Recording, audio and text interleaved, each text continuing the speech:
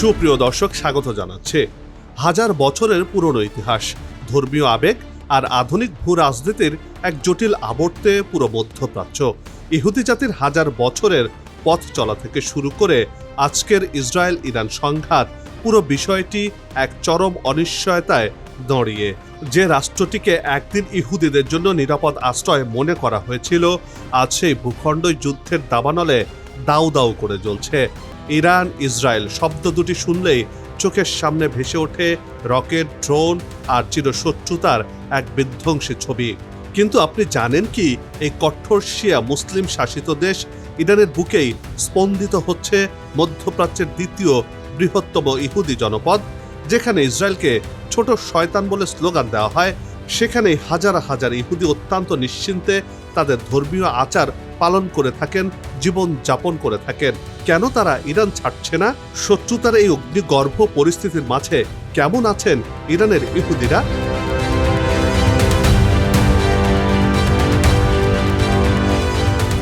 অন্যদিকে নিরাপত্তার অভাবে লাখ লাখ ইহুদি নাগরিক ইসরায়েল ছেড়ে পাড়ি জমাচ্ছেন অন্য দেশে। যুগে যুগে বিভিন্ন দেশ ও স্থান থেকে বারবার বিতাড়িত হয়েছে এই ইহুদিরা, যেন পালিয়ে বেড়ানোই ইহুদিদের নিয়তি। কেন ইসরায়েল ছাড়ছেন ইহুদিরা? কোথায় যাচ্ছেন তারা? তবে কি নতুন রাষ্ট্র গড়তে চাইছেন ইহুদিরা? বিস্তারিত থাকছে আমাদের এই বিশেষ প্রতিবেদনে।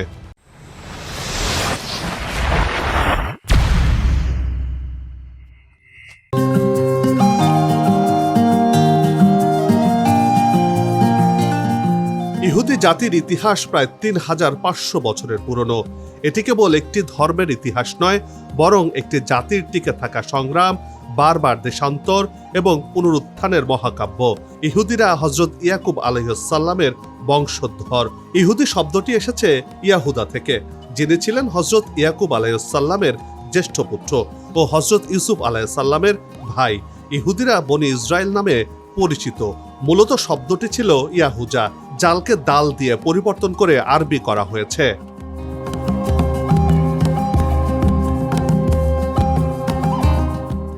এটি বিশ্বের অন্যতম প্রাচীন একশ্বরবাদী ধর্ম। এদের প্রধান ধর্মীয় গ্রন্থ হল তোরা এবং তালমুদ। তারা বিশ্বাস করে পৃথিবীতে শান্তি প্রতিষ্ঠা এবং ঈশ্বর প্রদত্ত বিধান মেনে চলাই তাদের জীবনের মূল লক্ষ্য। তবে ইতিহাসের পরিক্রমায় রোমান সাম্রাজ্যের হাতে বিতাড়িত হয়ে তারা সারা বিশ্বে ছড়িয়ে পড়ে।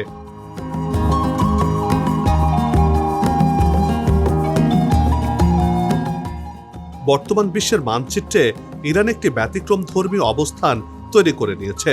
নবী করিম সাল্লাল্লাহু আলাইহি সাল্লামের যুগ থেকে শুরু করে সাহাবীদের পথচারণা, পারস্যের বিজয়, ইসলাম গ্রহণ, ইসলামী জ্ঞানের বিকাশ, আহলে বাইতের প্রতি গভীর ভালোবাসা, সুফিবাদ ও কাব্যধারার বিকশিত ধারা, সবকিছু মিলে ইরানকে বলা যায় ইসলামী ইতিহাসের এক মহিমান্বিত অধ্যায়। বিশ্বে ইসলামের যে বিশাল জ্ঞানভাণ্ডার, তা গঠনে ইরানের ভূমিকা ছিল অগ্রগণ্য। ইরান বিশ্বের অন্যতম প্রধান এবং বৃহত্তম শিয়া অধ্যুষিত মুসলিম দেশ, যেখানে জনসংখ্যা প্রায় ৯০ থেকে ৯৫% শিয়া। এটি বিশ্বের একমাত্র দেশ যেখানে শিয়া ইসলাম রাষ্ট্র ধর্ম।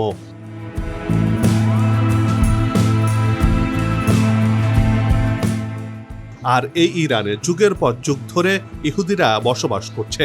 শুনতে অবাক লাগলেও এটি বাস্তবতা। কঠোর শিয়া মুসলিম শাসিত দেশ ইরানের বুকে স্পন্দিত হচ্ছে মধ্যপ্রাচ্যের দ্বিতীয় বৃহত্তম ইহুদি জনপদ। যেখানে ইসরায়েলকে ছোট শয়তান বলে স্লোগান দেওয়া হয়, সেখানে হাজার হাজার ইহুদি অত্যন্ত নিশ্চিন্তে তাদের ধর্মীয় আচার পালন করে থাকেন।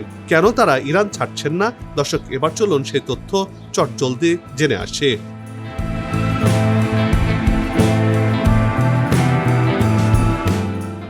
ইরানের ইহুদিদের রয়েছে দীর্ঘদিনের ইতিহাস, যা ২৭০০ বছরের চেয়েও বেশি পুরনো। তাদের শেকড় বেশ গভীর। বিশ্বের সবচেয়ে প্রাচীন ইহুদি জনগোষ্ঠীগুলোর অন্যতম হল ইরানি ইহুদি সমাজ। ইরানের ইহুদিরা নিজেদের শুধু ইহুদি নয়, বরং পার্সিয়ান জু বা পারস্যের ইহুদি হিসেবে পরিচয় দিতে স্বাচ্ছন্দ্য বোধ করেন। সাইরাস দ্য গ্রেট যখন ইহুদিদের মুক্ত করেছিলেন, তখন থেকেই তারা পারস্যকে নিজেদের ঘর হিসেবে গ্রহণ করে। ফলে এই মাটির প্রতি তাদের টান রাজনৈতিক নয়, বরং বংশগত ও আত্মিক।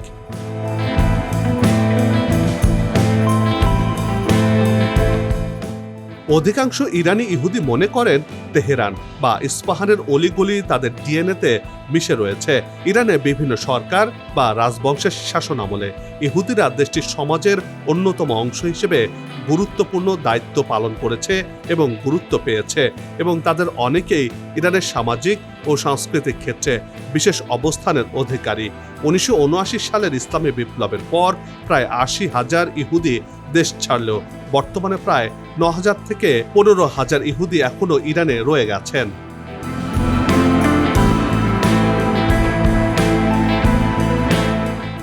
কেন ইরানে এই ইহুদিরা রয়ে গেলেন, বা এত যুদ্ধ তারপরও কেন ইরানের ইহুদিরা দেশ ছাড়ে না?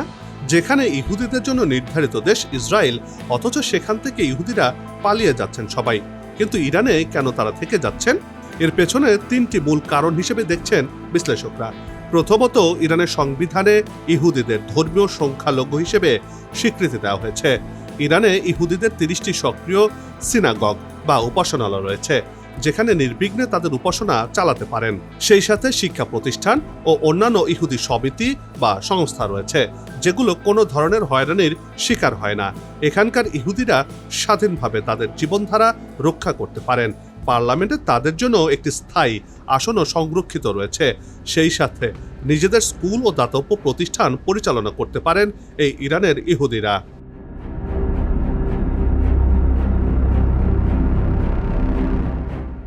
দ্বিতীয়ত, ইরানের নীতি পরিষ্কার। তারা জায়নবাদ বা ইসরায়েলি রাজনীতির বিরোধী, কিন্তু সাধারণ ইহুদি বা ইহুদি ধর্মের বিরোধী নয়। ইরানের সর্বোচ্চ নেতারা ইহুদিদের সম্মান করেন। তাদের লড়াই শুধু জায়নবাদী দখলদারের বিরুদ্ধে।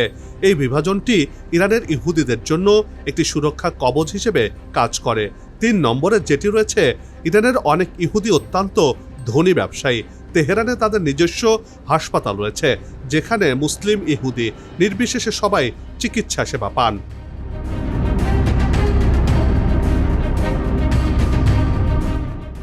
ইরানের ইহুদিরা দেশটির অন্যান্য সম্প্রদায় ও সংস্কৃতির সঙ্গে লেনদেন বজায় রেখেছে। তারা ইরানের অর্থনৈতিক, সাংস্কৃতিক ও শিক্ষাক্ষেত্রে ভূমিকা রেখে চলেছে। মোট কথা, এখনও ইরানি সমাজে তারা গুরুত্বপূর্ণ ভূমিকা রেখে চলেছেন। ইরানের ইহুদিরা তাদের নিজস্ব সংস্কৃতি ও ধর্মীয় পরিচিতি রক্ষা করাকে বেশ গুরুত্ব দিয়ে থাকে। মোটা দাগে বলতে গেলে, ইরানের ইহুদিরা কোনো ধরনের বাধা বিঘ্ন ছাড়াই ইরানে বসবাস করছেন, এবং তারা এই দেশটির ইতিহাস ও সংস্কৃতির অংশ হিসেবে বিবেচিত। নিজেদের সাজানো গোছানো জীবন ছেড়ে অন্য দেশে উদ্বাস্তু হওয়ার চেয়ে তারা নিজ দেশেই থেকে যাওয়াকে শ্রেয় মনে করেন।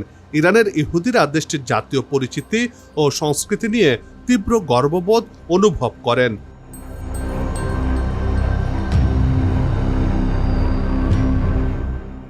ইরান ও ইহুদি এই দুই বিপরীত মেরুর সহাবস্থান প্রমাণ করে যে রাজনীতি ও ধর্ম সবসময় এক নয়। তেহরানের রাস্তায় যখন একজন ইহুদি ব্যবসায়ী ও একজন মুসলিম ক্রেতা দরদাম করেন, তখন পৃথিবীর সমস্ত ভূ রাজনীতি যেন এক মুহূর্তের জন্য থমকে দাঁড়ায়। এই জনগোষ্ঠীর ইরানকে ছেড়ে না যাওয়ার বড় কারণ, পারস্যের মাটির প্রতি তাদের সুগভীর ভালোবাসা রয়েছে। ইরান ইসরায়েলের যুদ্ধের দামামা বেজেছে, ক্ষতিগ্রস্ত হয়েছে দুই দেশই, কিন্তু পারস্যের এই ইহুদিরা থেকেছে নিরাপদে তাদের জন্মভূমিতে। আর সে কারণে বলা হয়, সেই সুর কি অনন্তকাল ধরে অনুরিত হবে? উত্তরটা হয়তো সময়ের গর্ভেই লুকিয়ে রয়েছে।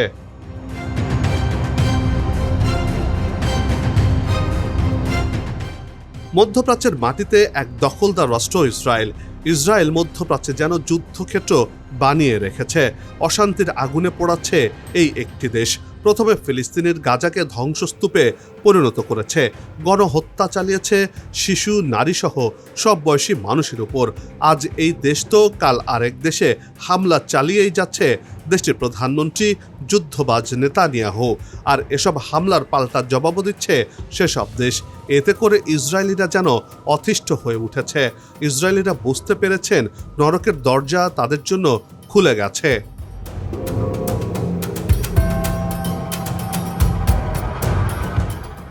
সম্প্রতি ইরানে মার্কিন ইসরায়েলি আগ্রাসন শুরু হওয়ার পর জীবনযাত্রায় ব্যয় বেড়েছে ইসরায়েলিদের। ক্রমেই বাড়ছে মূল্যস্ফীতি, জ্বালানির দাম বেশি, খাবারের দাম বেশি, পরিবহন খরচ সবই যেন একের পর এক বেড়েই চলেছে। সঙ্গে বিঘ্ন ঘটছে বাণিজ্য ক্ষেত্রেও। ইরান, লেবানন, হুতি, হামাসের ক্ষেপণাস্ত্র হামলা থেকে বাঁচতে ইসরায়েলিদের দিন রাতের বেশিরভাগ সময়ই থাকতে হচ্ছে বাংকারে, যাতে মানসিকভাবে ভেঙে পড়েছেন তারা। অনেকে আবার ট্রমাটাইজডও হচ্ছেন।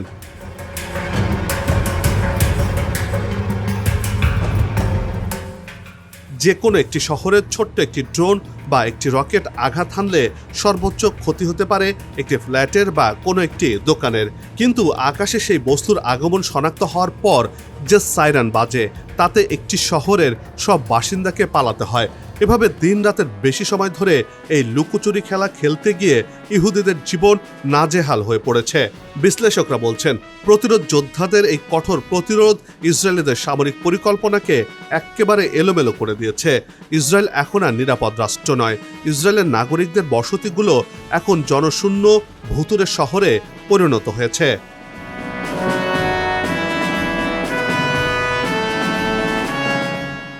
যুদ্ধ বিধ্বস্ত ইসরায়েলের সুপার মার্কেটগুলোর চিত্র এখন অনেকটাই ভিন্ন। একসময়ের উপচে পড়া ভিড় আজ ম্লান, সেলফগুলো খালি পড়ে আছে, আর যেসব পণ্য পাওয়া যাচ্ছে তার দাম সাধারণ মানুষের নাগালের বাইরে। যুদ্ধের কারণে কৃষি খাত স্থবির, আমদানি পথ বাধাগ্রস্ত হওয়ায় খাদ্য ঘাটতির চরম আকার ধারণ করেছে এই ইহুদিবাদী দেশটিতে। বিশেষ করে তাজা শাকসবজি ও মৌলিক খাদ্যশস্যের অভাব সাধারণ ইসরায়েলিদের জীবনকে করে তুলেছে দুর্বিষহ।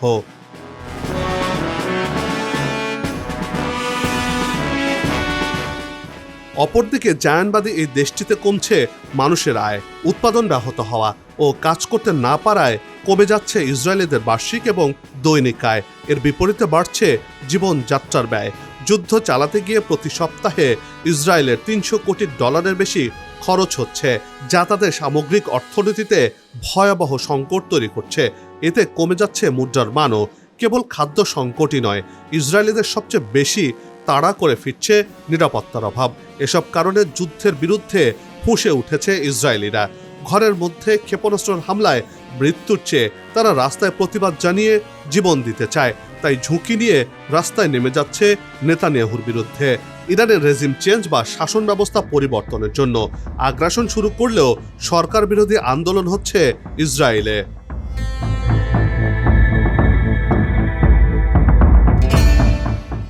টানা ফিলিস্তিনিদের ওপর চালানো ইসরায়েলি নৃশংস গণহত্যা ব্যাকফায়ার করেছে। ইরানের হামলা আর নিজ দেশের ভেতরে নানা সমস্যায় টিকতে না পেরে অবৈধ এ ভূখণ্ড ছাড়তে ইহুদিদের মধ্যে প্রতিযোগিতা শুরু হয়েছে। তাদের উল্লেখযোগ্য অংশ ভবিষ্যৎ নিয়ে অনিশ্চয়তায় ভুগছে, ডুবে যাচ্ছে হতাশার সাগরে। আর তাই জন্মভূমি ছাড়ার হেডিক পড়েছে ইসরায়েলিদের মধ্যে।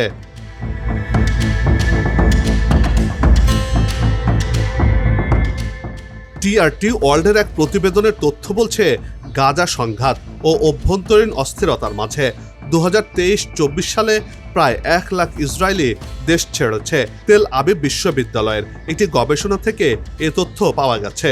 অথচ ইসরায়েলের মোট নাগরিকের সংখ্যা মাত্র 1 কোটি। এরও আবার অনেকেই অন্য দেশে থাকেন।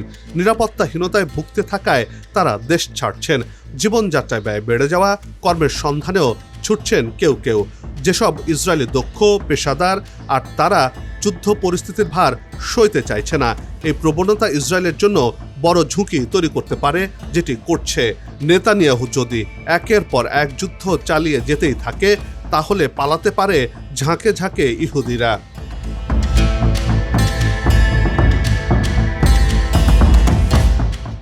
মিশর সীমান্ত এখন ইসরায়েলিদের পালানোর প্রধান পথে রূপ নিয়েছে।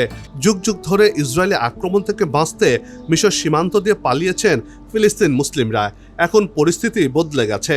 গেল বছর হামাসের সঙ্গে যুদ্ধবিরতির চুক্তি হওয়ার পর গণহত্যার মাত্রা কমিয়েছে ইসরায়েল।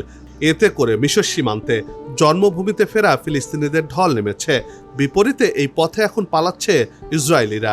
জেরুজালেম পোস্টের প্রতিবেদনে বলা হয়েছে, গত 28 ফেব্রুয়ারি ইরানে আগ্রাসন শুরু করার পর সর্বত্র আতঙ্ক ছড়িয়ে পড়েছে। এরপর থেকেই ইহুদি নাগরিক ও পর্যটকরা এই ভূমি ছাড়তে মরিয়া হয়ে ওঠে।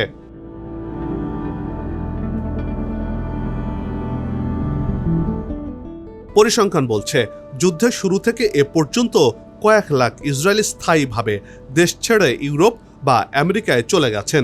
এর মধ্যে অনেকেই সচ্ছল এবং পেশাদার ইহুদি পরিবার। যারা যুদ্ধের ভয়াবহতা থেকে বাঁচতে নিজেদের পূর্বপুরুষের বসতভিটা ছাড়তে দ্বিধা করছে না। ইসরায়েল বর্তমানে এক গভীর সংকটের মধ্য দিয়ে যাচ্ছে। অর্থনৈতিক ধস এবং জনশক্তি কমে যাওয়া, এই দুইয়ের জাঁতাকলে পিষ্ট হয়ে দেশটি এখন অস্তিত্ব রক্ষার লড়াইয়ে পর্যদস্ত।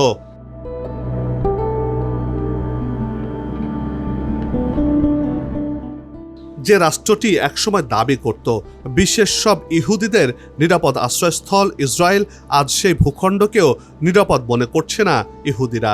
ইহুদি জনগোষ্ঠীর ইতিহাসের একটি বড় বৈশিষ্ট্য হলো বিশ্বজুড়ে ছড়িয়ে পড়া। ইতিহাস থেকে দেখা যায় বিভিন্ন সময়ে রাজনৈতিক দখল, যুদ্ধ, নিপীড়ন ও সামাজিক বৈষম্যের কারণে ইহুদিরা এক অঞ্চল ছেড়ে অন্য অঞ্চলে যেতে বাধ্য হয়েছেন। যুগে যুগে বিভিন্ন দেশ ও স্থান থেকে বারবার বিতাড়িত হয়েছেন ইহুদিরা, যেন পালিয়ে বেড়ানোই ইহুদিদের নিয়তি।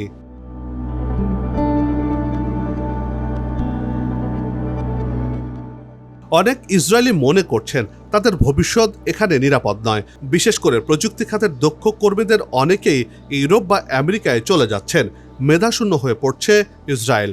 বিশেষজ্ঞদের মতে সবচেয়ে বড় ঝুঁকি হচ্ছে ব্রেন ড্রেনে। ইসরায়েলের অর্থনীতির মূল শক্তি উচ্চ প্রযুক্তি খাত, কিন্তু যুদ্ধ ও রাজনৈতিক অস্থিরতার কারণে হাজার হাজার প্রযুক্তি কর্মী রিজার্ভ সেনা হিসেবে ইসরায়েল সেনাবাহিনীতে যোগ দিতে বাধ্য হয়েছে। অনেকে দেশ ছেড়ে ইউরোপ, যুক্তরাষ্ট্র বা সুইজারল্যান্ডে চলে গেছে। এর মধ্য দিয়ে কর্মী সংকটে পড়ছে ইসরায়েল।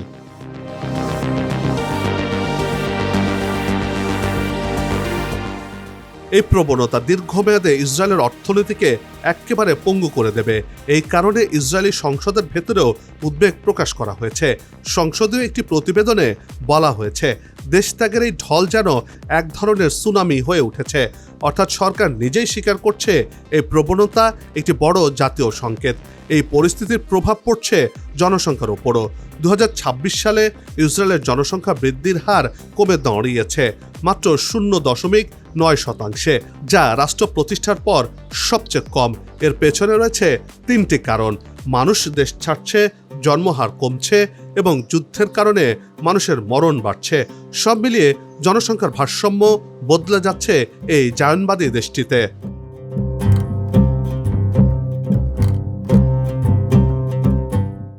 এদিকে ইউরোপের কিছু অঞ্চলে ইসরায়েলিদের জমি কেনা ও বসতি স্থাপন নিয়ে নতুন বিতর্ক শুরু হয়েছে।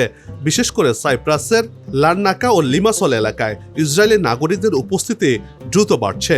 স্থানীয় রাজনীতিবিদদের কেউ কেউ বলছেন এভাবে ধীরে ধীরে সেখানে একটি মিনি ইসরায়েল তৈরি হতে পারে, যা কিনা ইহুদিদের জন্য নতুন রাষ্ট্র হতে যাচ্ছে বলে অনেকে আশঙ্কা প্রকাশ করছেন। বিষয়টি এখন ইউরোপীয় রাজনীতির আলোচনায় উঠে এসেছে। ইহুদিরা কি পারবেন তাদের জন্য নতুন আরেকটি রাষ্ট্র গঠন করতে? সেই প্রশ্নের উত্তর হয়তো সময়ের কাছে ছেড়ে দেওয়া যেতে পারে।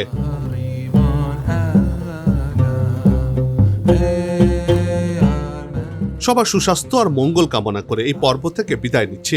আবারও হাজির হব নতুন কোনো খবর আর তার বিশ্লেষণ নিয়ে। নিজে ভালো থাকুন, দেশকে ভালো রাখুন, আমাদের সাথেই থাকুন। ধন্যবাদ।